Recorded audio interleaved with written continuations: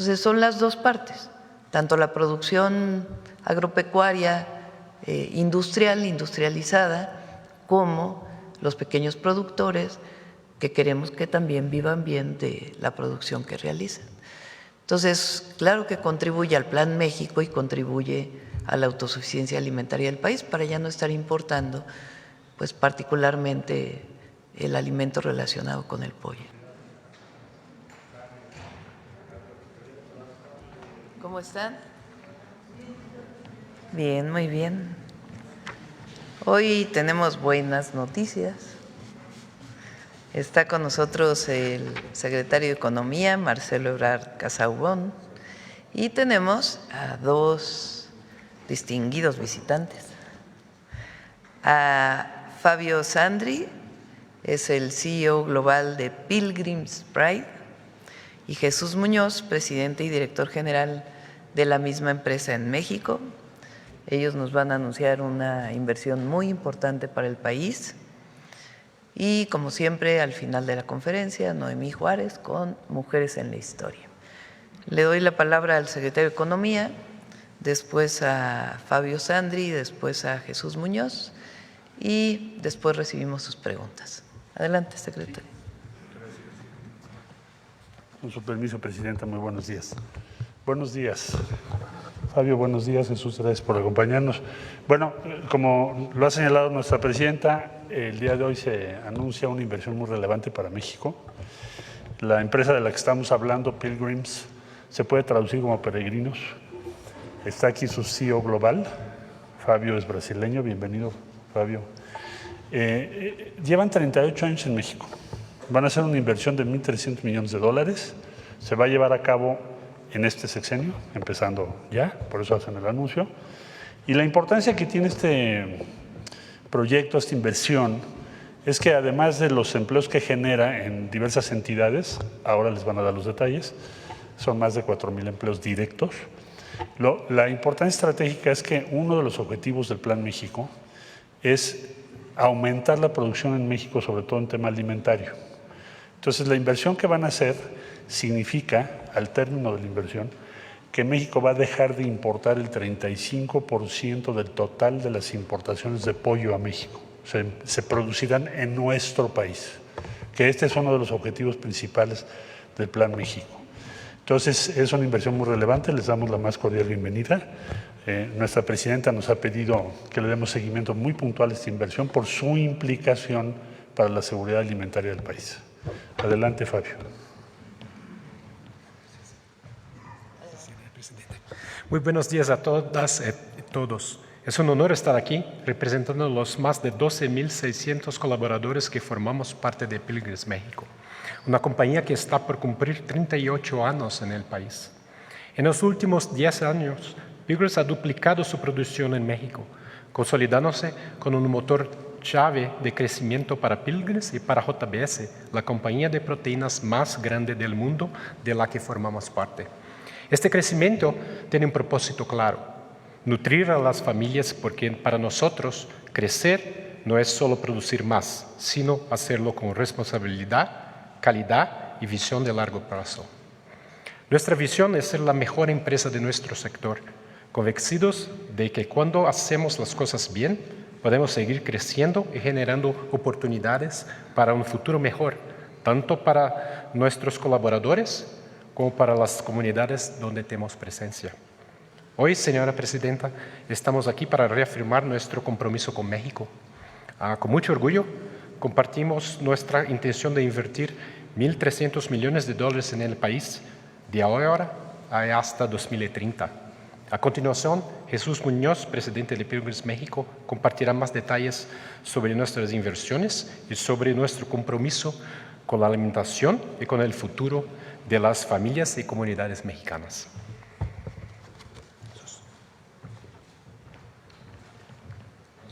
Señora Presidenta. Señor Secretario, con su permiso. Buenos días a todos. Para nosotros es un privilegio, un honor estar aquí el día de hoy en este importante evento para hacer este anuncio de esta importante inversión en la compañía. Si me permiten brevemente, presento la empresa para que nos conozcan un poco, para aquellos que no nos conocen. Nosotros somos Pilgrims México, nos dedicamos a producir productos de pollo fresco y también productos de valor agregado. Estamos presentes en los principales mercados públicos, en las principales cadenas de restaurantes de comida rápida en el país y estamos en todas las cadenas de autoservicio del país también. Como comentaban, aquí tenemos 38 años operando en México de manera interrumpida, produciendo alimento nutritivo de la más alta calidad para las familias mexicanas. El día de hoy somos 12,600 colaboradores en México, de lo cual me siento muy orgulloso de representarlos a ellos. Es un gran equipo con el que contamos aquí en México. Además, generamos 50,000 empleos indirectos hoy día, principalmente con nuestros socios avicultores, con nuestros asociados logísticos y con toda la cadena de proveedores que nos ayudan día a día a llevar alimento a las familias mexicanas. Nuestras operaciones principalmente instaladas en la zona de La Laguna, en la zona de Torreón, Durango, en la parte del centro del país, en Querétaro, San Luis Potosí, Hidalgo y en la parte sur, ahora en Veracruz, Campeche y en Yucatán. Nos sentimos muy orgullosos de todos los días llevar alimento nutritivo, saludable, de alta calidad para más de 30 millones de mexicanos que prefieren nuestros productos. Entrando de lleno en la inversión, comentarles, estamos haciendo este importante anuncio con la intención de invertir $1,300 millones en los siguientes 5 años, de los cuales $200 millones se van a localizar en la parte norte del país, en la parte del estado de Durango y Coahuila, principalmente modernizando nuestra planta productiva allá, las plantas de procesadoras, instalando plantas de paneles solares, instalando una planta de generación de biogás también. $150 millones en la zona centro del país, principalmente en los estados de Querétaro e Hidalgo, también con la modernización de nuestras plantas procesadoras, de las cuales estamos actualizando la tecnología, los equipos y los sistemas de producción para tener productos de mejor calidad y una productividad más alta. De igual manera, $950 millones en la zona sur del país, principalmente en el estado de Veracruz, donde estamos duplicando la capacidad productiva de nuestras plantas de alimento y las plantas incubadoras. En una primera fase, en la siguiente fase estaremos instalando una planta procesadora nueva, completa, y posteriormente estaremos también abriendo un centro productivo adicional en la zona del Istmo, en Tehuantepec, donde estaremos poniendo una planta de alimentos nueva y una incubadora nueva. Igualmente en la zona de Campeche estamos incrementando nuestra capacidad productiva ahí también, y en la zona de Yucatán duplicando nuestra capacidad actual. Con toda esta inversión estamos muy contentos de reafirmar el compromiso con nuestros clientes, con nuestros consumidores, con las comunidades donde estamos, porque estamos generando con esto beneficios importantes para el país. Estamos generando 4,000 empleos directos, más de 4,000 de hecho empleos directos, que tienen dos características. Primero, son empleos que llevan a las comunidades rurales, donde ustedes saben no es fácil generar empleos, entonces nosotros estamos generando empleos en estas regiones. Segundo, además de generar empleo, estamos generando también posibilidades para que nuestra gente, nuestro equipo crezca, que se creen nuevos supervisores, nuevos gerentes y que puedan formar una carrera en la compañía. Entonces es importante la generación de empleo y la generación de oportunidades de crecimiento para nuestra gente también.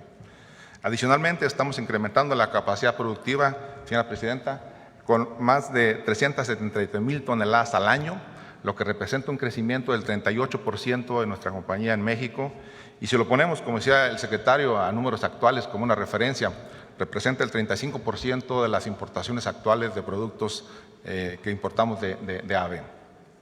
Adicionalmente, esta inversión se alinea perfectamente con el Plan México de generar desarrollo en los polos donde más requiere el país y a la vez contribuimos a llegar al objetivo de la sustentabilidad alimentaria para nuestro país.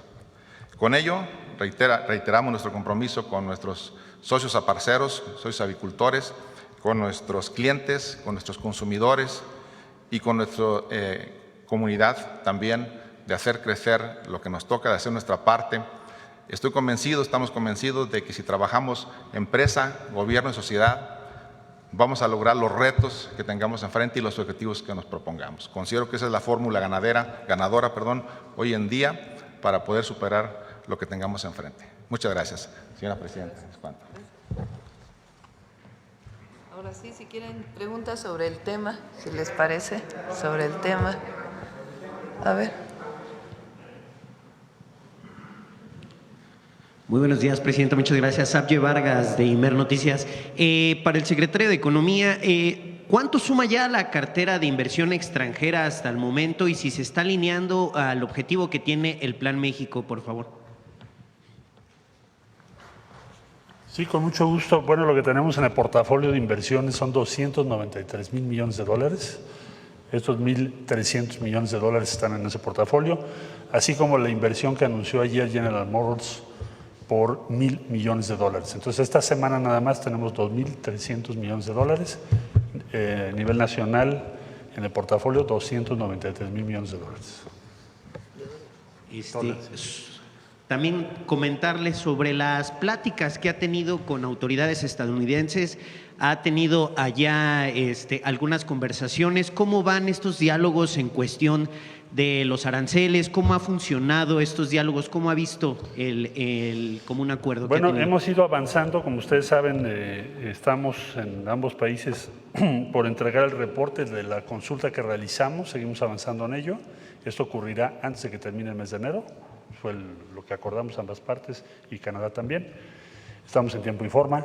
De los puntos que nos plantearon el año pasado, que estuvimos trabajando más de 100 días, prácticamente ya terminamos todos, previos a lo que será la revisión del tratado. Entonces yo le diría que ya estamos en la revisión del tratado. Tenemos que terminar el 1 de julio. Ese es nuestro tiempo. Ya estamos en ello.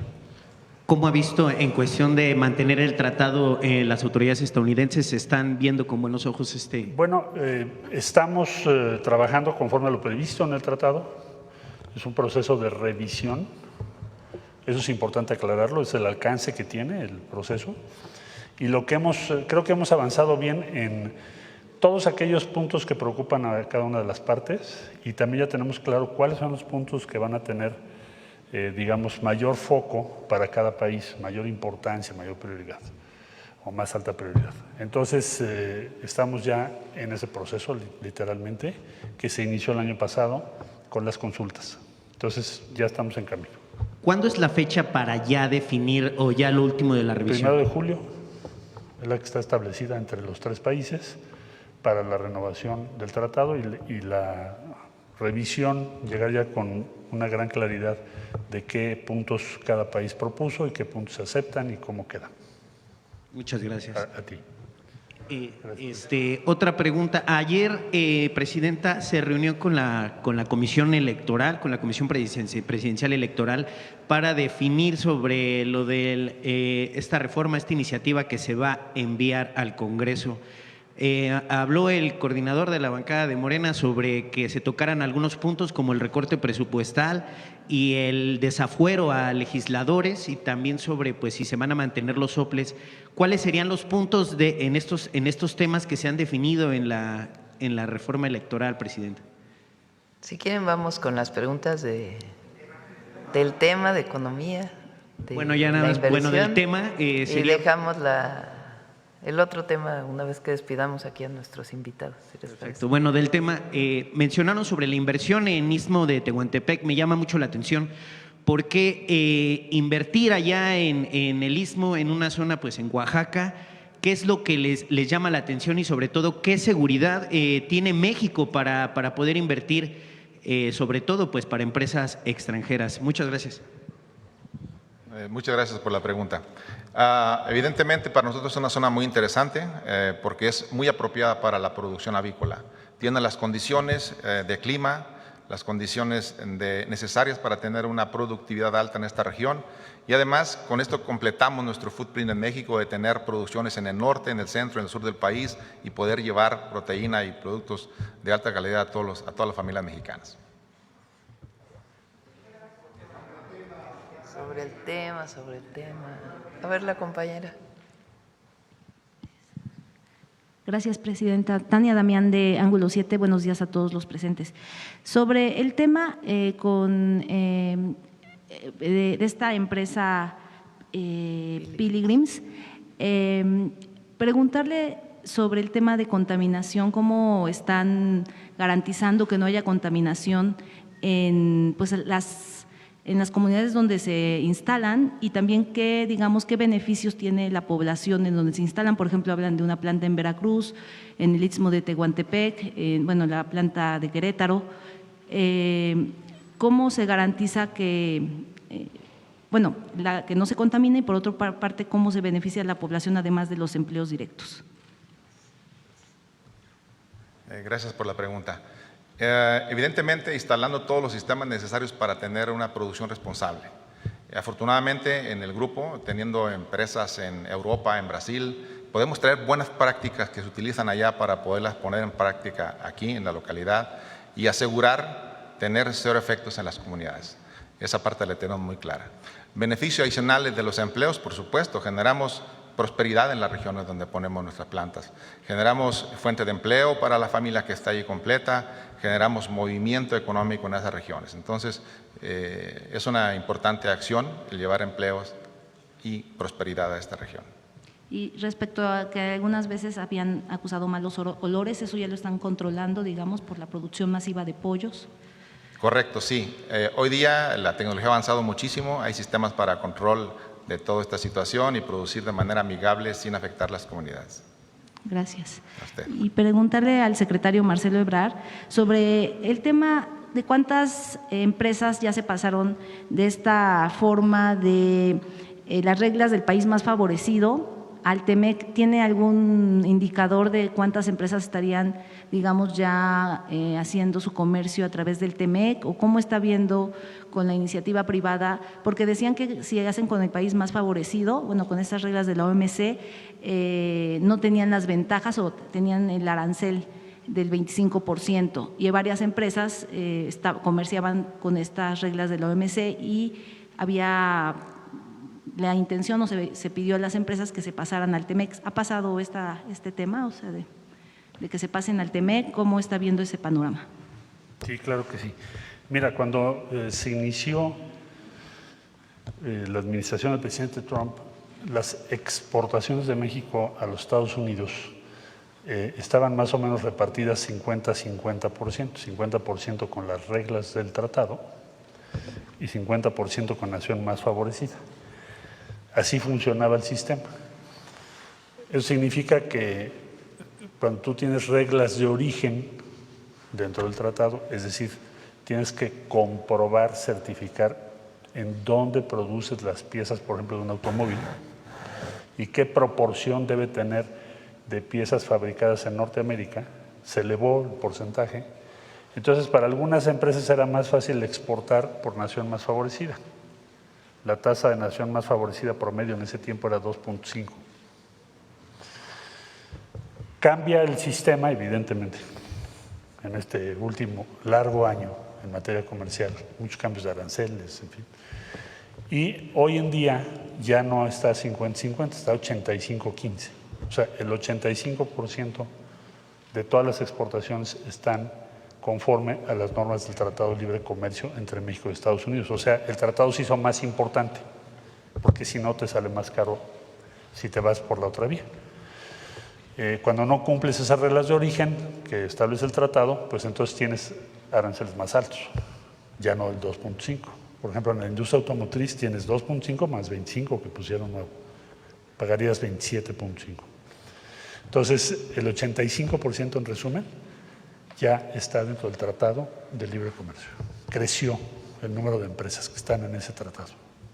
Secretario, ¿y cuál es el panorama de la industria automotriz? Por ejemplo, Puebla, para este 2026, Puebla tiene una importante industria automotriz, Querétaro, varios estados del norte. ¿Qué panorama hay respecto a las exportaciones hacia Estados Unidos? Bueno, la industria automotriz tiene, digamos, visto por por cumplimiento de reglas de origen, tienes como dos grupos principales. La inmensa mayoría, la mayor parte de la producción, tiene componentes muy relevantes tanto de Estados Unidos como de México. En algunos casos de Canadá, pero digamos de Norteamérica. ¿Por qué? Porque en el 2019, cuando se aprobó y después entró en vigor el TEMEC o USMCA, se pidió que se produjera más en Norteamérica. Se llaman reglas de origen. Entonces, todas las empresas automotrices que invirtieron para aumentar sus componentes de Norteamérica, fabricados en Norteamérica, hoy en día tienen descuentos muy relevantes. O sea, se impuso el 25%, pero tienes descuentos. Entonces, en promedio, estás pagando menos del 13%. Promedio.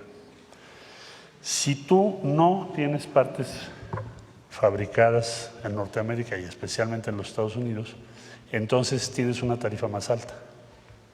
Entonces, lo que estamos haciendo ahora es plantearle a Estados Unidos, dentro de estas conversaciones que me preguntaba tu compañero, lo que estamos planteando es que se reduzcan las tarifas que se aplican a vehículos que tienen menos componentes de Norteamérica, o sea, el 27.5, que se reduzca, porque ya Estados Unidos estableció aranceles menores para esas regiones, sin pedirles lo mismo que a quienes están establecidos en México. No sé si te quedó claro eso, ¿sí? Bueno, entonces lo que estamos pidiendo es que se alineen esas tarifas o aranceles, de suerte que lo que se produzca en México no sea más caro que lo que se produce en Japón, Corea del Sur, Alemania u otros países del mundo. Estamos en eso ahorita. Es parte de la revisión de la que estoy hablando. ¿Y 2025 cómo cerró en exportaciones automotrices? Cerramos las exportaciones con una reducción de alrededor de un poquito menos del 3%, menor a lo que habíamos esperado. Nosotros habíamos esperado un impacto mucho mayor. Ahora, todo el mundo está alineando sus líneas de producción. Hay otro tema.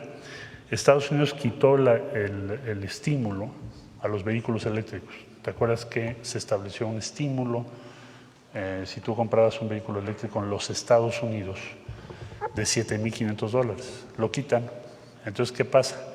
Se cayó la demanda de vehículos eléctricos. Entonces, los vehículos eléctricos, pues evidentemente tienen menos demanda en los Estados Unidos y en México se producían muchos vehículos eléctricos, es parte de ese 3%.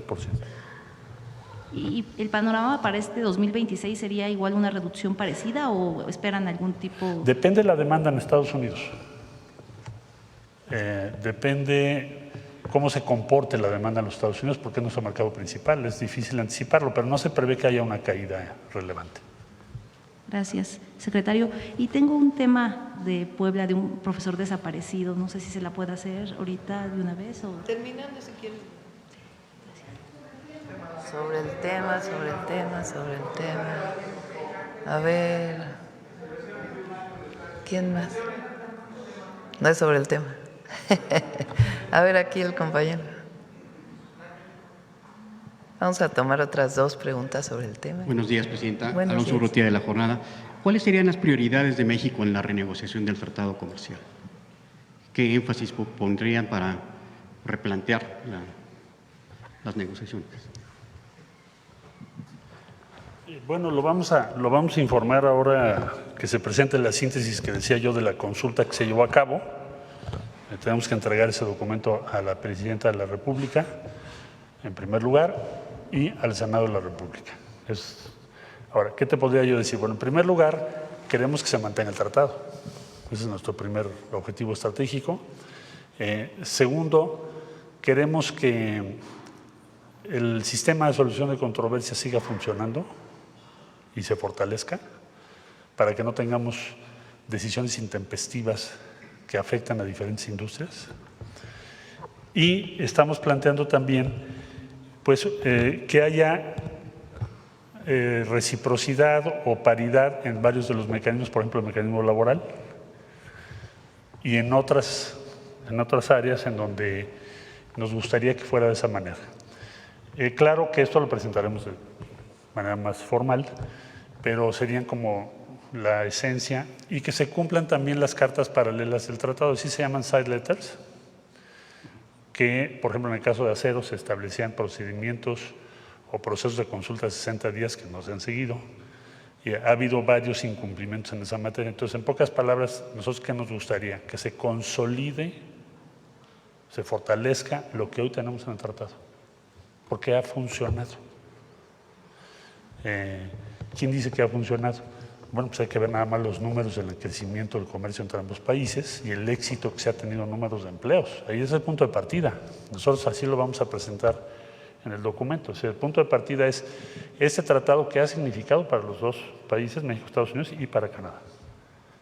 ¿Qué ha significado? ¿Cuántos empleos dependen de ello? ¿Cuántas empresas están en ello? Partimos de lo siguiente: México es el cliente número 1 de los Estados Unidos y el 2, Canadá. No hay, si tú sumas lo que México y Canadá le compran a Estados Unidos, es la inmensa mayoría de sus exportaciones. Es no solo estratégico, sino indispensable. Nadie le compra más, por ejemplo, México le compra más a Estados Unidos que China, Japón y Alemania juntos, para que te des una idea.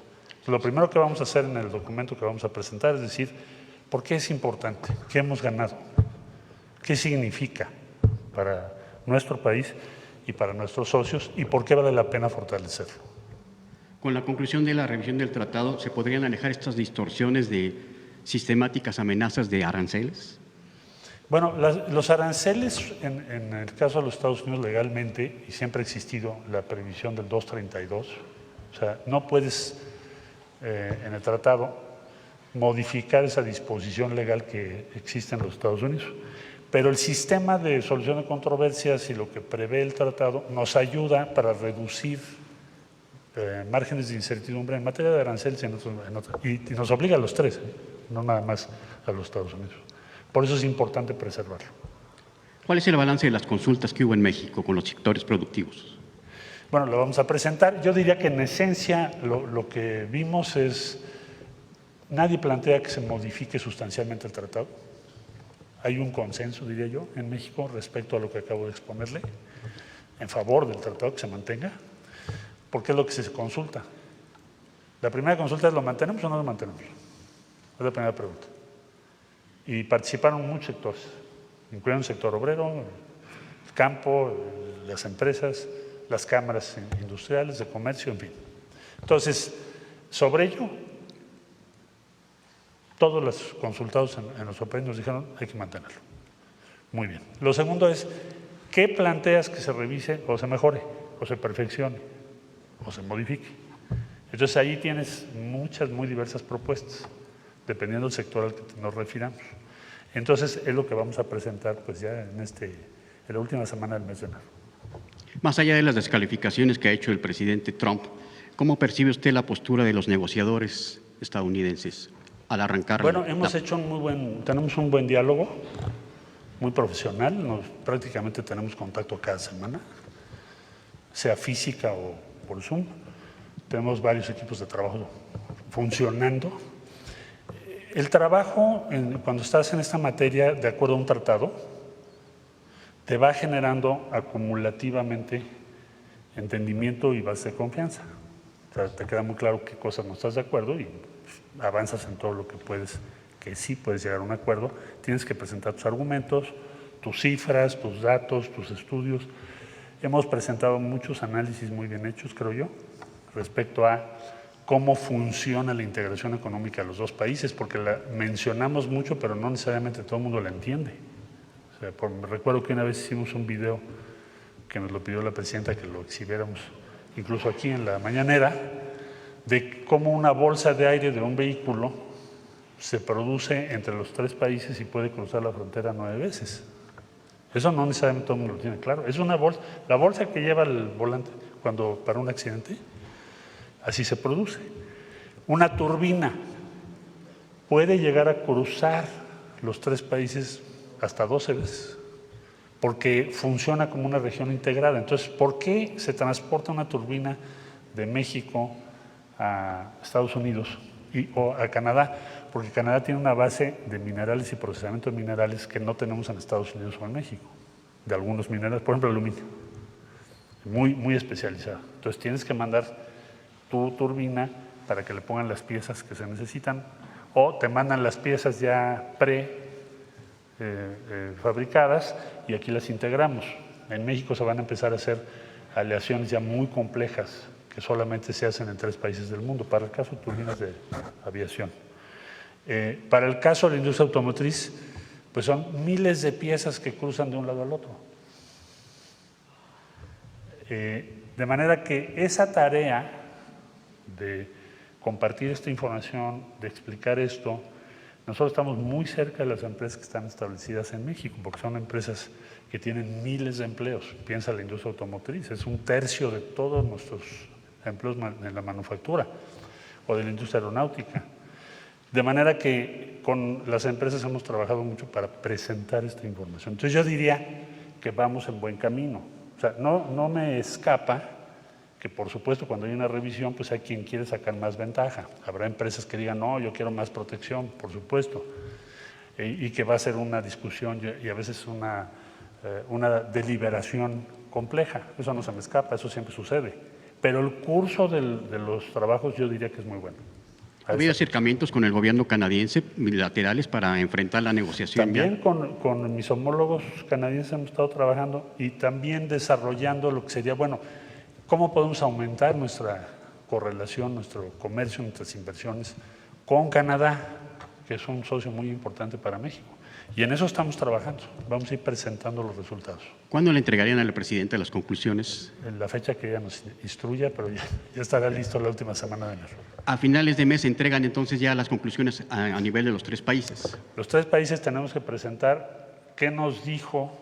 Bueno, en Estados Unidos ya el embajador Greer hizo una presentación o hizo comentarios sobre esto. Yo he hecho también comentarios y también los colegas de Canadá, pero a fines de enero tiene que ya estar por escrito. ¿Podríamos decir que en febrero arrancan las negociaciones? No, ya estamos en eso. Llevamos meses.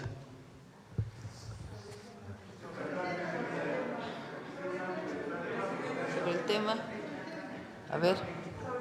Después, Presidenta, ¿puedo hacer una pregunta sobre reforma electoral posteriormente? Ahorita terminando. ¿Sí? Gracias. Buenos días, Presidenta. José Manuel Fuentes, de Capital 21, Corazón de la Capital. Preguntarle sobre este tema ¿cuál es la importancia de que esta empresa invierta esta cantidad y qué implicaciones va a tener en su proyecto para alcanzar la soberanía alimentaria? Bueno, ya lo explicó el secretario Marcelo y la propia empresa. Primero es muy importante porque hay esta idea de que no hay certidumbre para la inversión, que han manejado algunos. Hay certidumbre para la inversión, toda la certidumbre. En México queremos que haya inversión privada. Por supuesto, debe cumplir con las disposiciones ambientales, con las disposiciones de desarrollo nacional. No puede haber una empresa que consuma mucha agua en un lugar donde no hay mucha agua, con una distribución territorial que permita el desarrollo de todas las regiones del país. Pero en México queremos inversión privada y Pilgrims en particular tiene inversión ya en México y esta apuesta, digamos, que está haciendo, porque es esencialmente para el mercado interno, es porque les ha ido bien y porque saben que invertir en México pues es seguro y les permite pues seguir avanzando. Evidentemente nosotros queremos garantizar la autosuficiencia alimentaria y la soberanía, que es un concepto más amplio, con estas empresas y también con la producción local, con la que hacen los pequeños productores, a través de no solamente producción de granos, sino también producción animal. Entonces son las dos partes, tanto la producción agropecuaria, industrializada, como los pequeños productores que queremos que también vivan bien de la producción que realizan. Entonces, claro que contribuye al Plan México y contribuye a la autosuficiencia alimentaria del país para ya no estar importando, pues particularmente el alimento relacionado con el pollo. Muchas gracias, Presidenta. También quiero aprovechar que está el secretario y ahorita el secretario de Economía hizo pues un comentario sobre que una de las cosas que se pueden fortalecer del TEMEC pues es el panel de controversias. Esto lo pregunto para enfatizar porque hemos visto que el presidente de Estados Unidos pues ha impuesto aranceles a varios sectores y esto pues violenta el Tratado de Libre Comercio, el TEMEC. Entonces, ¿qué van a hacer o qué van a buscar para que esto ya no suceda? Y que también hemos visto que Estados Unidos ha utilizado estos paneles para el tema energético porque pues hay algunas diferencias ahí, pero México también cómo puede utilizar a su favor, sobre todo porque nos han impuesto aranceles en el tema del acero y también del aluminio. Bueno, te diría lo siguiente, el sistema de solución de controversias establecido en el tratado fue básicamente convenido en la revisión del 2019.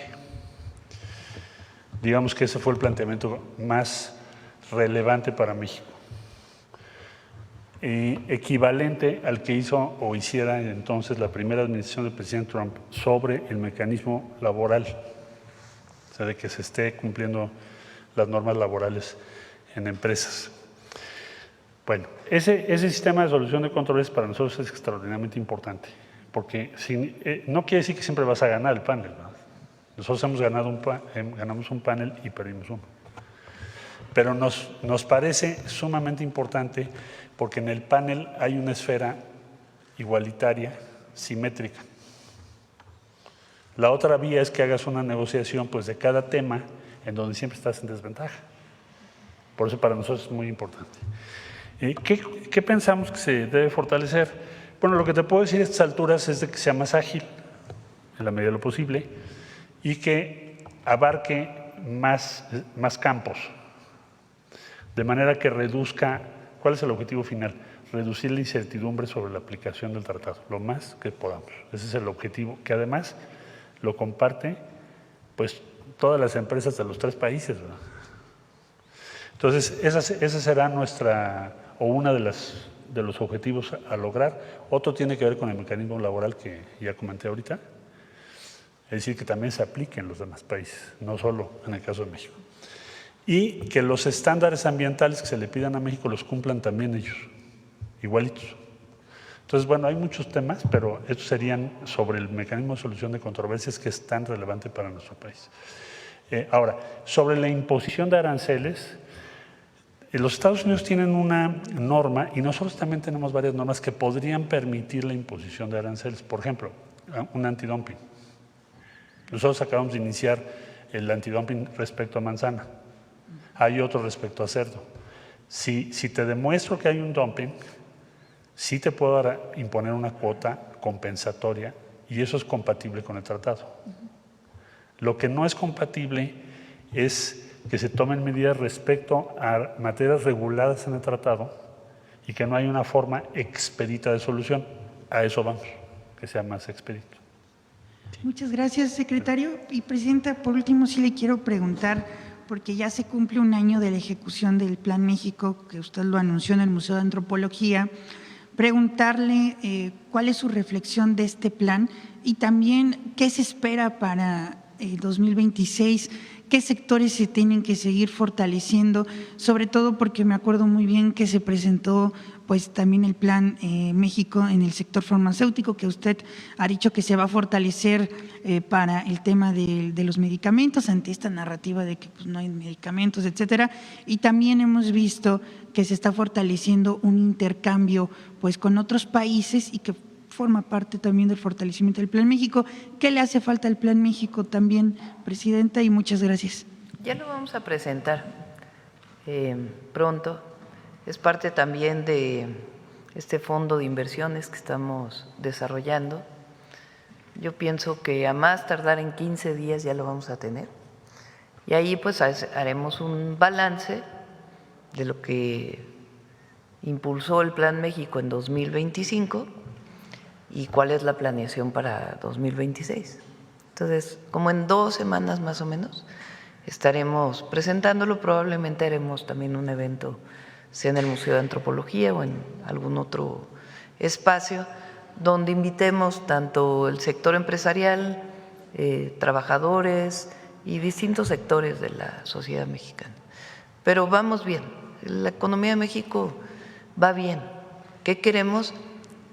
Fortalecer y acrecentar las inversiones en el país para la generación de empleo con justicia, como siempre lo hemos dicho. Vamos, sobre el tema, a ver, la última sobre el tema, la compañera. Cerramos sobre el tema y vamos a otros temas. Presidenta, buenos días. Tere Mora Guillén, corresponsal del Canal de las Noticias, que se transmite en el estado de Chihuahua y en Ciudad Juárez y en los municipios fronterizos de Mexicali y Tijuana. Primero sería, ¿la empresa Pilgrims llegará a Chihuahua, Tijuana y Mexicali? ¿Y de qué manera la empresa tomará en cuenta para su expansión a jóvenes universitarios mexicanos? Adelante. Buenos días, excelente pregunta. Hoy día estamos llegando al estado de Chihuahua y toda esa región a través de nuestra producción en La Laguna.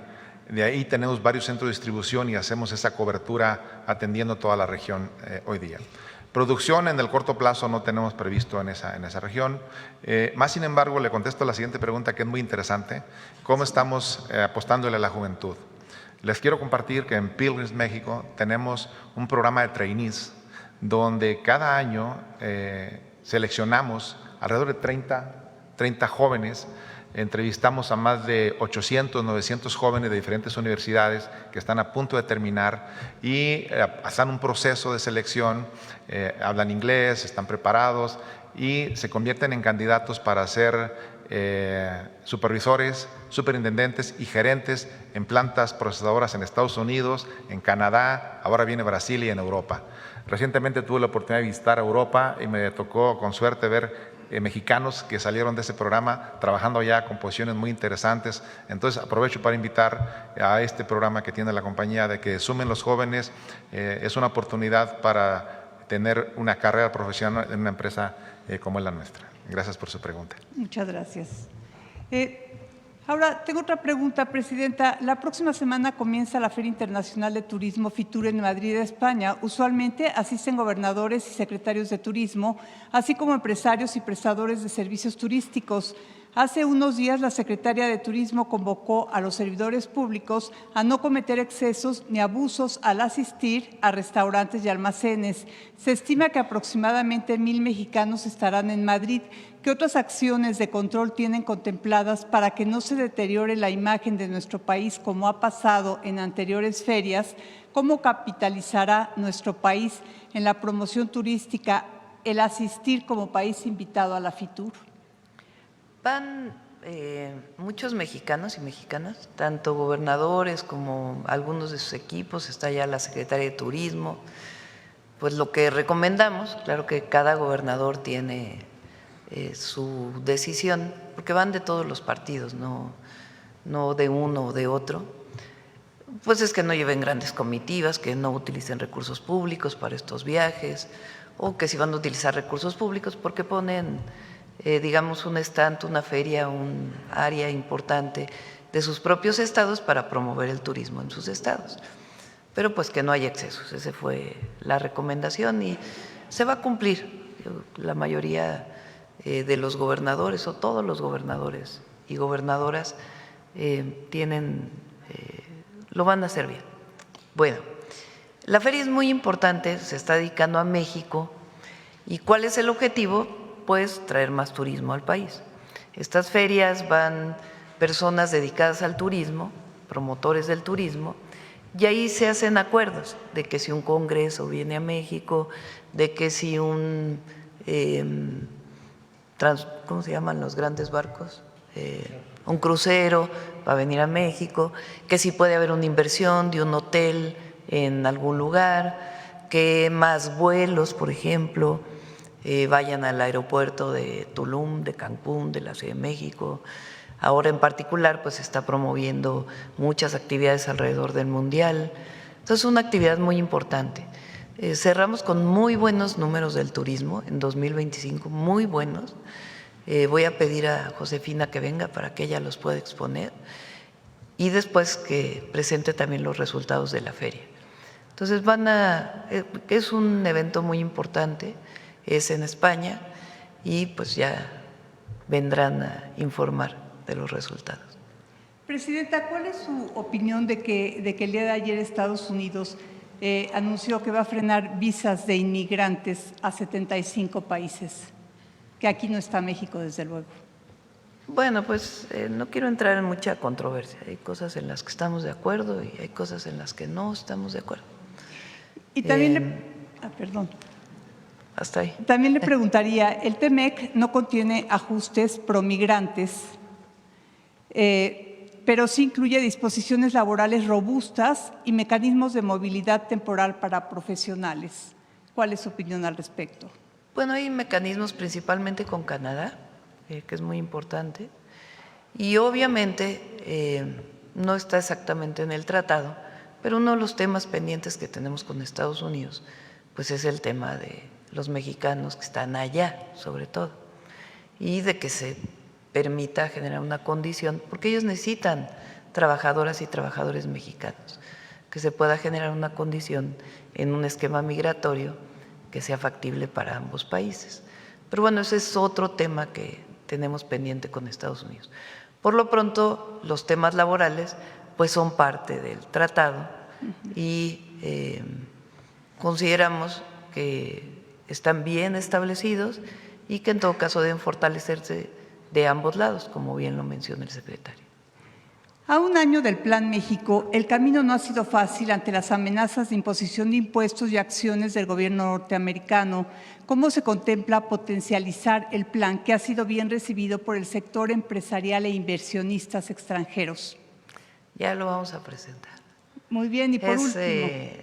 Yo estoy muy entusiasmada porque va a haber más inversión en infraestructura, en energía, pues en petróleo, en gas natural, en electricidad, va a haber más inversión en fuentes renovables de energía, va a haber más inversión en carreteras, la garantía de que se van a construir los trenes que estamos construyendo, en agua, y es a través de esquemas de fortalecimiento de la inversión pública, inversiones mixtas, con un esquema completamente distinto al que históricamente se hizo, sin ceder concesiones, y algunas inversiones privadas.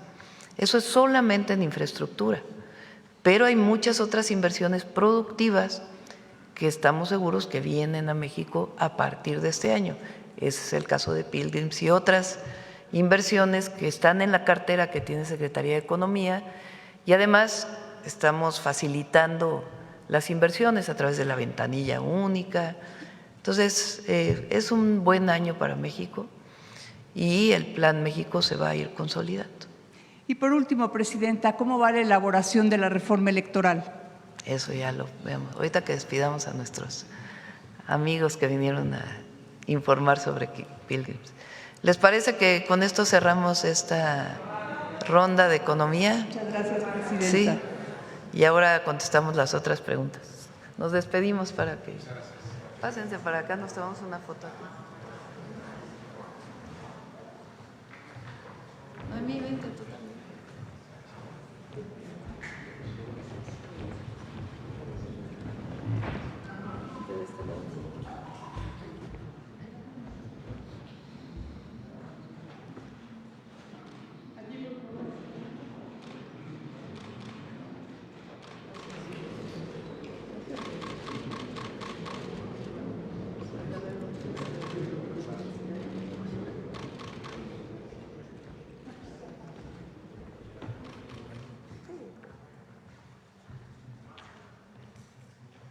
Bueno, ahora sí vamos a otras preguntas. Les adelanto el tema electoral porque sé que todos están con ese tema. Ayer había una cantidad de reporteros, de periodistas afuera. Todavía no tenemos la propuesta. Eso es muy importante. Estamos haciendo una propuesta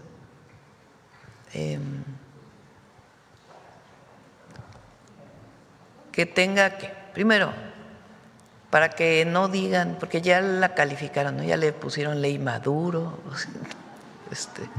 ya hay debate de que la presidenta es una autoridad si no hemos presentado la propuesta. Entonces, primero la garantía de la representación de las minorías, esa para todos aquellos que dicen que no queremos que quien tenga una proporción menor de la votación esté representado, eso no va a ocurrir, o sea, hay esa garantía. ¿Cuáles son los temas que nos interesan? Y no por nosotros, sino porque es el interés del pueblo de México, que está en distintas encuestas que hemos hecho, que ya las vamos a presentar. una reducción de los gastos en general, a los partidos, al INE, a las OPLES. Las elecciones en México son de las más caras del mundo y consideramos que no tiene por qué ser así. Y también consideramos que debe ser algo de consenso, de unanimidad, todos debemos estar de acuerdo en que no deben ser tan onerosas las elecciones.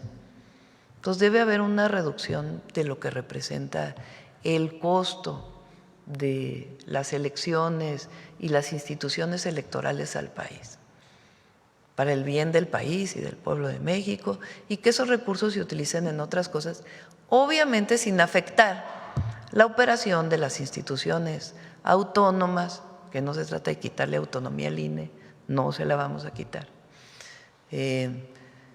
pero pues que sea algo razonable. Esa es la segunda. La tercera, que en las representaciones proporcionales, los llamados plurinominales, si existen, pues que se elijan de una manera distinta, que no sean estas listas de las cúpulas de los partidos, que en realidad pues nunca van a buscar el voto con la gente.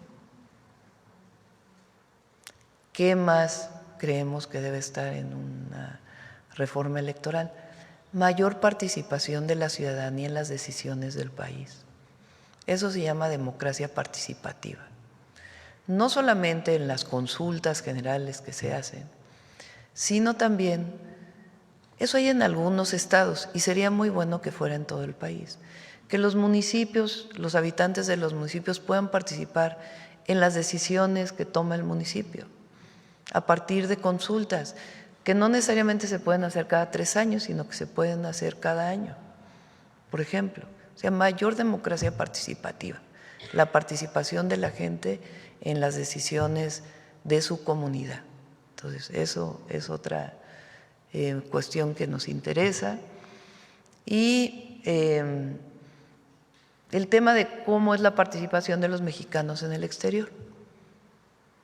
Ellos piden, por ejemplo, que quienes son los representantes elijan por ellos, no por los partidos, que es un tema que salió mucho en los foros de los mexicanos en el exterior.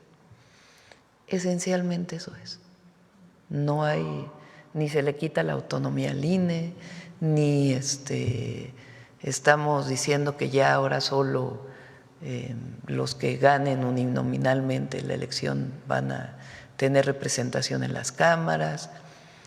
También el tema del número de regidores en los municipios, porque hay municipios que tienen una cantidad de regidores que no tiene caso. Entonces, que se pueda establecer. Entonces, es una propuesta que le va a gustar a todos. A nadie le van a decir que es… sobre el fuero de los diputados y senadores estamos analizándolo. ¿Hasta qué punto? Entonces, es una propuesta que fortalece nuestro sistema electoral y que garantiza la democracia electoral, la democracia participativa. Esencialmente, eso es lo que vamos a presentar. Y el fortalecimiento de las consultas, muy importante. Todo el mundo tiene consultas para decisiones de muchísimos temas en el país. Entonces, hay que fortalecer la consulta pública. Eso permite que el ciudadano, que el pueblo de México acceda a la toma de decisiones en el país. La democracia finalmente es la representación del pueblo, es el poder del pueblo. Y eso es lo que queremos fortalecer. Entonces, en ese marco está la reforma y pues vamos a consolidarla, que ayude a fortalecer la democracia en México. ¿Se ha hablado sobre escenarios de desafuero? ¿Hasta qué punto se mantendría? Sí se habló de eso, todavía no quisiera adelantar.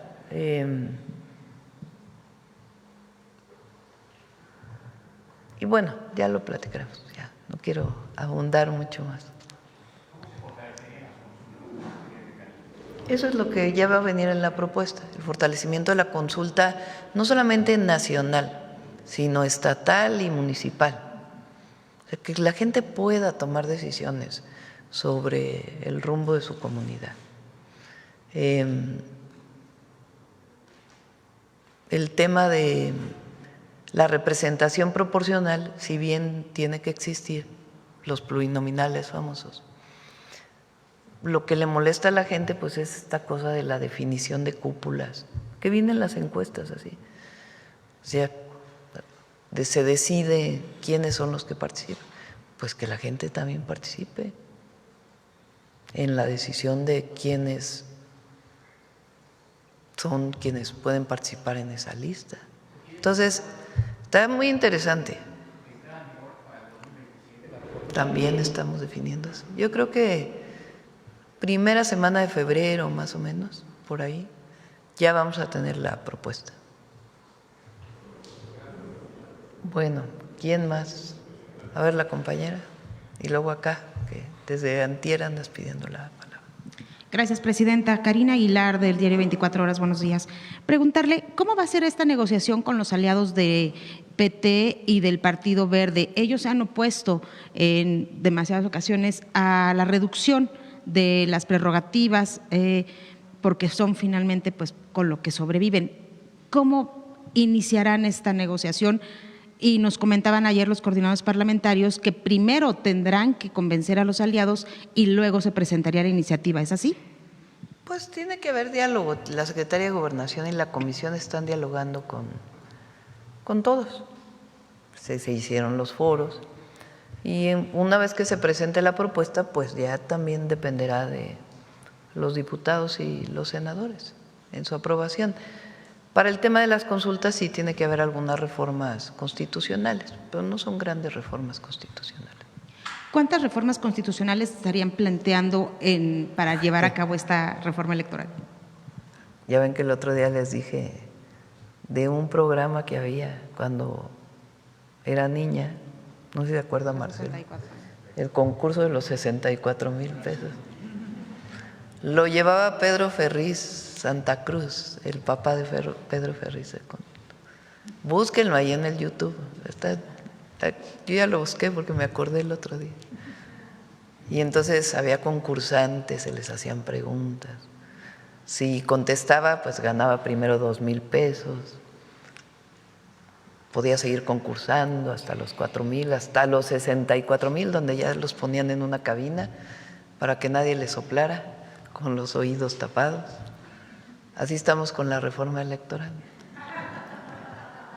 Todavía estamos trabajando, estamos contestando algunas preguntas internamente que permitan hacer una reforma que resuelva pues estos problemas que a la gente le parecen que no deben ser así y que sea aceptable. O sea, no es una reforma que va a desaparecer pues muchas cosas que han funcionado en México, pero sí que fortalezca la democracia, que fortalezca, por ejemplo, también la fiscalización de los recursos. ¿Cómo se usan los recursos? ¿Quién usa los recursos? ¿Cuándo se hacen las sanciones? Si se usan muchos recursos, ¿cuándo se sanciona al candidato o a la candidata? Temas que nos parecen relevantes, yo creo que para todos. ¿Estaría recibiendo usted a los coordinadores o a los dirigentes de estos dos partidos aliados? Yo creo que es con la Secretaría de Gobernación y la Comisión que estarían platicando. Dice que busca que salga por consenso. Sin embargo, hemos visto que en la mayoría, prácticamente en la mayoría de las reformas constitucionales y demás, se ha dado pues por esta mayoría que tiene Morena, PT y Partido Verde, y que realmente pues poco o nada toman las propuestas de la oposición. ¿Sería igual o la oposición sí podrá tener, además de la voz que va a tener en el debate, podrá tener un poco de injerencia en modificar algo de esta iniciativa? Pues para eso se envía al Congreso.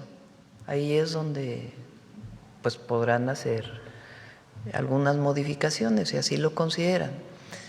Lo que es muy importante es que, la oposición e incluso la derecha, no solo nacional, sino internacional ha querido decir que en México no hay democracia y que México va a un régimen autoritario. Falso de toda falsedad. Primero, en México hay democracia, democracia electoral, democracia participativa, libertades absolutas. Cuando hay algún problema de una autoridad, un policía, un guardia que hace uso excesivo de la fuerza, hay sanciones, hay respeto a los derechos humanos. México es un país democrático. La elección del Poder Judicial, pues es una elección democrática. Alguien puede no estar de acuerdo, pero no es una opción autoritaria, es una opción democrática de decisión de cómo se conforme al Poder Judicial. Y la reforma electoral tiene el objetivo de fortalecer la democracia. Entonces, nadie va a poder decir que vamos al autoritarismo, que en México la presidenta quiere tener el control de todo, que Morena ahora va a ser el único partido que exista en el mundo. No, es el fortalecimiento del régimen de democracia electoral y participativa que ayuda a fortalecer la democracia en México. Ese es el objetivo de la reforma que estamos planteando. ¿Los plurinominales se reducen en diputados y desaparecen en Senado? ¿O cómo va a ser? Ya vamos a presentar. Tan. Es que así era la musiquita de los 64,000. Presidenta, y en otro tema, el periódico 24 Horas, el diario 24 Horas ha publicado que los juicios de amparo promovidos por víctimas contra la Comisión Ejecutiva de Atención a Víctimas han incrementado en 695%, porque la Comisión de Víctimas está litigando en contra de las propias víctimas para no darles la reparación del daño e incluso hacen prácticas dilatorias para no proporcionarles precisamente pues estos apoyos que se les tendrían que dar.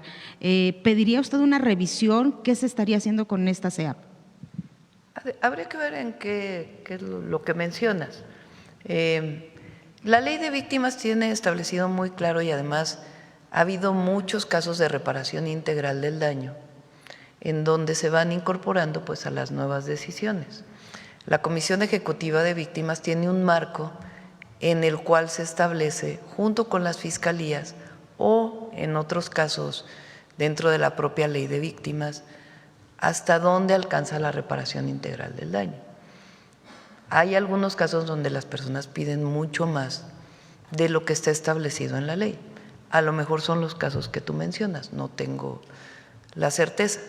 O hay a veces despachos de abogados pues que utilizan la situación de las víctimas para ofrecerles que van a conseguir 10 veces más de lo que se les está dando a partir de la ley. Entonces, a lo mejor son estos casos, no tengo la certeza, pero lo vamos a revisar. Muchas gracias. Sí. Bueno, al compañero. Gracias, Presidenta. Jorge Chaparro, de Mega Noticias. Presidenta, hace un par de meses le pregunté sobre un asunto que estaban sufriendo los chicos de la universidad en la Ciudad de México. En Mega Noticias somos críticos, pero también reconocemos cuando hay una buena labor de gobierno. Reconocerle que pues ya se atendió este problema, hubo sensibilidad de parte de su gobierno y es creo que lo que nos corresponde. Sin embargo, también, bueno, pues tengo que hablarle acerca de La Escuela es Nuestra. Un programa que ha recibido más de 100,000 millones desde 2019 a la fecha y que, pues, sin embargo, todavía hay 49,000 escuelas sin agua, 39,000 sin sanitarios, 32,000 sin energía eléctrica. Esto de acuerdo con cifras de la propia Secretaría de Educación Pública.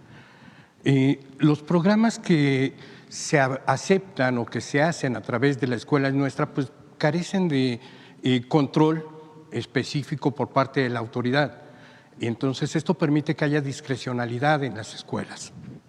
De la Auditoría Superior de la Federación, en 2020 son 573 millones que no se comprobó que se realizó el trabajo que habían dicho. Y de 2021 el 93% de los expedientes desapareció. No sabemos qué hay con ellos. A partir de 2023 dejaron de hacerse estas auditorías y hasta ahora pues es un programa que no es transparente plenamente. Preguntarle también porque tenemos el caso de un bachillerato en Xochixtlán, Todos Santos, Puebla. Aquí la comunidad decidió que pondrían un salón de cómputo, pero lo hizo el hermano del encargado de recibir los recursos por parte de los padres de familia. Lo hicieron sin planeación, sin nada, y lo que ocurre es que ahora tienen que apagar toda la escuela para que funcione el salón de cómputo porque no tienen energía suficiente. Preguntarle, Presidenta, ¿por qué no se está transparentando este gasto? ¿Quién lo está vigilando? Si es transparente y si no es suficiente hay que hacerlo transparente. Eso es lo primero. Nosotros no queremos ocultar nada. ¿Cómo funciona la escuela? Es nuestra. De hecho, es un programa que inició cuando fui jefa de gobierno en la ciudad. De ahí lo retoma el presidente López Obrador y lo lleva a todo el país. En la ciudad se llamaba Mejor Escuela. Mejor Escuela. ¿En qué consiste? Se destinan recursos, este año creo que son 25,000 millones de pesos, 26,000 millones de pesos, se destina a todas las escuelas del país. A veces en un año no toca el 100%, sino que le toca al 50% un año y al 50% otro para que sea suficiente recurso. El año pasado incorporamos a las escuelas de educación media superior, a las preparatorias. Entonces se hace una asamblea en la escuela y entre todos deciden el comité que va a ejecutar la obra y entre todos deciden para qué van a utilizar los recursos. Hay escuelas que les tocan 300,000 pesos porque es una escuela de 30 niños y niñas y hay escuelas que le tocan 3 millones de pesos o 1 millón de pesos, creo que 3 no tocan, pero 1 millón porque son 200 niños y es más grande la escuela. Entonces, en la asamblea dicen, lo más importante es arreglar los baños. Entonces, bueno, hay que arreglar los baños. Se nombra un tesorero y un comité de vigilancia. Entonces, se les otorgan los recursos, en algunos casos en una sola ocasión y en otros casos en 2 ocasiones. Entonces, la escuela, este comité, con apoyo de las autoridades educativas, pues tiene que comprobar que en efecto los 300,000 pesos que se le dieron arreglaron los baños. ¿Cómo lo comprueban? Con fotografías, con facturas, con la documentación de todo lo que compraron. ¿A quién contratan? Depende de los propios padres de familia. Y por eso hay un comité de vigilancia para que vigile que se usaron bien los recursos y un tesorero que administra los recursos. De los 3 años o 4 años que ya lleva este programa, ha habido observaciones de muy pocos. Son un 1% que en cuanto se dieron los recursos, la persona se llevó el dinero o que no se utilizó adecuadamente. Es muy poquito. Por ejemplo, tú dices, en el 2021 fueron 500 millones de pesos. Es bastante, ¿verdad? Pero comparado con los 25,000, pues es un porcentaje pequeño y tiene que investigarse y levantarse las denuncias correspondientes para esos 500 millones de pesos, si es que ese fue el caso. Es un buen sistema porque es muy expedito. Entre los padres y madres de familia se ponen de acuerdo. ¿Qué estamos haciendo también para fortalecerlo? Por ejemplo, esto que dices, compran aires acondicionados. Pues sí, pero no checaron la parte de la electricidad. Entonces tenemos un programa ahora especial de Comisión Federal de Electricidad con la SEP para el tema de la electricidad en las escuelas. Incluso porque algunas escuelas luego CFE va y les corta la electricidad, porque el municipio no pagó, porque lo paga el municipio, lo paga la SEP. Y pues eso no puede ser que le cortes la luz a una escuela, ¿verdad? Porque pues es indispensable que la tengan. Entonces tenemos un programa con CFE y las escuelas y estamos fortaleciendo la escuela es nuestra. También para asesorías, por ejemplo, SEDATU ahora va a entrar, pues si van a construir un salón, pues que esté bien construido. Si lo van a construir, pues que haya todas las medidas de protección civil. O sea, si van a hacer una construcción mayor, que haya las medidas de protección civil y que haya la capacitación para ello. Pero vamos a buscar transparentarlo más para que, sobre todo para que todas las madres y padres de familia sepan que se están usando bien los recursos.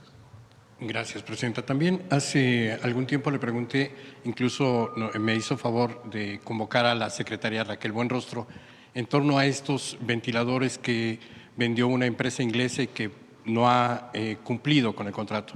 La secretaria nos dijo que en diciembre, en 15 de diciembre más o menos, estaría llevándose a cabo la audiencia y se tenía planeado que para mediados de enero, en estas fechas, debería ya de haber una resolución al respecto para saber si México recuperaría esa parte de recursos o no. Preguntarle si le han informado algo al respecto. No tiene usted información. Invitamos a Raquel para que lo pueda platicar. Y bueno, entonces guardaré las preguntas de si hay responsabilidad para algún funcionario a la secretaria. Sí. Y finalmente preguntarle en torno a la reforma electoral. Para usted el senador Adán Augusto López es un negociador confiable. Se lo voy a preguntar, si me permite, porque durante la llamada reforma electoral del presidente Andrés Manuel López Obrador, el Plan B, el senador negoció sin informar al presidente respecto de la cláusula de vida eterna que se conoció así en su momento. El presidente en una mañanera me decía que no era cierto, que yo le estaba advirtiendo sobre esa cláusula, y al día siguiente reconoció que sí se había metido sin que él lo supiera. Hoy Adán Augusto López es el responsable de esta negociación y otra vez va a tener que negociar con el Partido Verde, el impresentable Partido Verde, y con el PT para que tengan la mayoría de votos. ¿No es momento, Presidenta, de revisar este papel que juega el senador? Y también no es momento de revisar que si bien la derecha puede tener los defectos que quiera, son mexicanos y también merecerían ser escuchados e incluidas algunas propuestas. Se ha escuchado a todos, a todos. ¿Usted los ha escuchado? ¿Se ha reunido con ellos? Por ejemplo, ayer me dieron leí la propuesta que presentó Claudio X González. Bastante mala, por cierto. Leí la propuesta que presentó Lorenzo Córdoba. Leí la propuesta que presentó el INE, aunque es larguísima. La verdad todavía no la acabo esa. Tienen algo ahí interesante. Le propusieron a Pablo que se llevara la elección de jueces para el 28, no el 27, para que no quede todo junto. El INE. El INE propuso eso. Pues hay que considerarlo de acuerdo con los argumentos del INE. Entonces sí las hemos leído y las ha leído la comisión. Y, o sea, ¿qué es lo que se hace? ¿O qué es lo que vamos a hacer? Yo espero que primera, máximo segunda semana de febrero tengamos la propuesta. En este marco, como les menciono, se envía al Congreso y en el Congreso se discute. Ahí incluso pueden hacer más foros si quieren. Entonces ahí se discute y pues ya se considera su aprobación. Pero pues tenemos la atribución para hacerlo. En el Congreso pues ahí está la representación del PAN, del PRI, de Movimiento Ciudadano, para poderlo discutir. Claro. Me dice que ya leyó la propuesta de Lorenzo Córdoba. ¿Qué le pareció? Tampoco está muy buena. Es que ellos tienen una idea del Instituto Electoral como… Entonces, yo considero que debe ser un organismo autónomo, pero es el organizador de las elecciones. Claro. O de las consultas. No es más allá que eso. Usted decía también que pues, usted no va a votar la ley porque lo tendrá que hacer el Congreso, eso me queda claro, el Poder Ejecutivo no es legislativo. Sin embargo, su opinión es importante y también la gestión que usted haga para tratar de conciliar a un país en todos sentidos. La pregunta en concreto es, ¿tiene usted planeado reunirse pronto con la oposición, con algunos líderes de la oposición? No tengo pensado reunirme con ellos. Yo creo, a ver, la propuesta que vamos a enviar fortalece la democracia. No es una propuesta que nadie va a poder decir en esa propuesta que estamos hacia un autoritarismo, que nadie va a poder decir eso. Es una propuesta que fortalece la democracia y estará a debate en el Congreso. Pues para eso es el Congreso, para debatir, para discutir. Hablaba también acerca de que la democracia es muy cara y uno de los factores más importantes es la credencial del elector. La oposición, ahora ya no oposición, ahora gobierno, durante muchos años peleó para que hubiera candados y se evitara que esta credencial fuera utilizada de mala manera, ilegalmente. Tan fuerte es que hoy es la identificación oficial por excelencia para todo el mundo. Esto de que son caras las elecciones, son caras por los partidos políticos, no por el instituto o por el… No, el instituto también es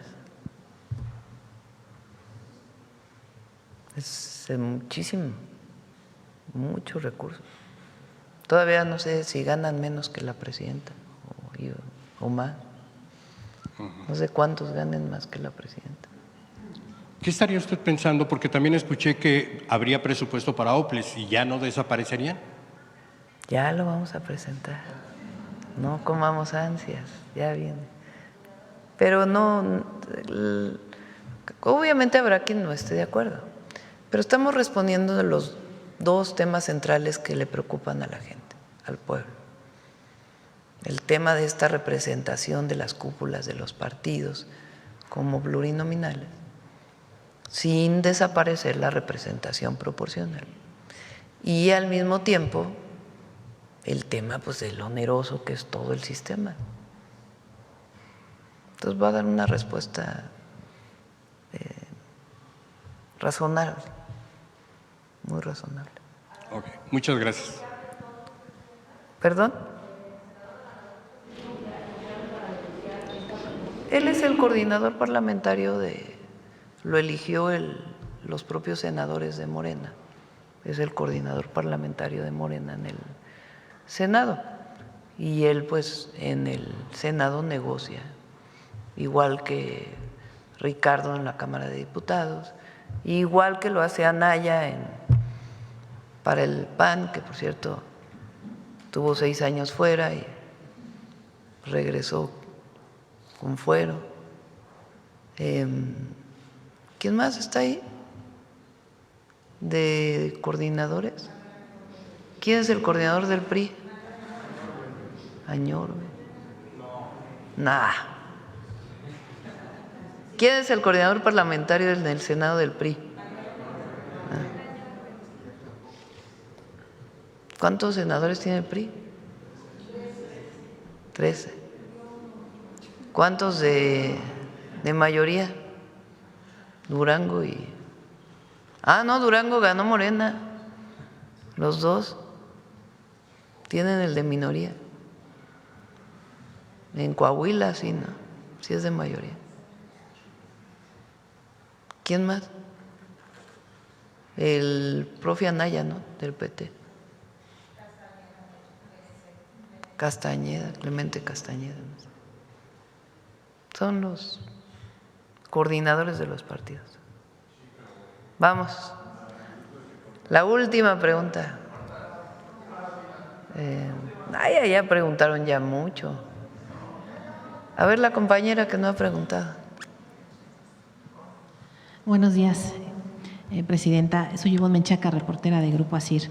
Entonces, digamos que en conclusión no hay nada de qué preocuparnos o preocuparse la oposición en este caso por esta reforma electoral. No hay argumentos para decir ahorita que es un gobierno autoritario. Se cae por su propio peso. Y tampoco van a tener argumentos con la propuesta que vamos a enviar de que vamos a la autoritaridad. Ningún argumento. Ok, muy bien. Preguntar… porque además no estamos de acuerdo en ello. No lo hacemos para que no nos critiquen, sino porque es nuestra convicción. Claro, claro. Muy bien. Comentarle, ayer el Papa León XIV dijo que tiene interés de venir a México. Entonces, la pregunta es si el gobierno va a intensificar, después de que ya tuvieron una llamada y ya lo había invitado, a venir justamente para acordar una visita en este año. Sí, le pedí a la secretaria de Gobernación que buscara al nuncio, que es con el que tenemos relación con la Iglesia Católica, pero pues la relación formal con el Vaticano pues es el nuncio. Entonces va a buscar al nuncio porque ya está la idea de que sí va a venir. No hemos recibido algo formal, pero para buscarlo, para saber pues cuál es la fecha, cuál es su interés. Recuerden que lo invitamos justo el 12 de diciembre a que viniera a México y pues esperamos recibirlo este año y ya Rosa Isela pues nos da más información. Sí, sería una visita importante, ¿no? Sí, es una visita importante. El Estado mexicano es un Estado laico, pero eso no quiere decir que no reconozcamos, además del Papa como representante de un Estado, que no reconozcamos que la gran mayoría del pueblo de México es un pueblo católico. Y el Papa actual ha manifestado también su posicionamiento respecto a la pacificación del mundo, sus preocupaciones sobre la migración y otros temas en los que coincidimos en una visión humanista del futuro no solo de México, sino del mundo entero. Entonces, pues lo estaríamos recibiendo y obviamente pues él ya con la Iglesia Católica haría también en México pues sus acuerdos, sus arreglos, pero pues vamos a esperar. Yo creo que es muy bueno que venga. Entonces yo creo que sí se prevé que sea en este año, ¿no? Pues sí, esperemos que sí. Salió, pero no hay un comunicado oficial. Ajá, sí, sí. Entonces por eso le pedí a Rosa Isela que se pusiera en contacto. Ya, muy bien. Y bueno, preguntarle, hay una búsqueda de Eric Antonio en el Estado de México. Es una persona que cometió un doble homicidio y bueno, pues fue en Cuautitlán, en un departamento. Yo sé que es en el Estado de México, pero saber si de alguna manera, tomando en cuenta que es un feminicidio, el gobierno podría coadyuvar con las autoridades justo para la búsqueda de esta persona. Sí, vamos a preguntarle al gabinete y también a la fiscal general. Bien, gracias. Ya, ¿no? Vámonos.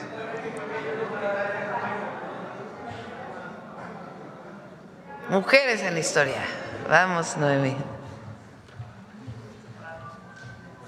Permiso, Presidenta. Muy buenos días a todas y a todos.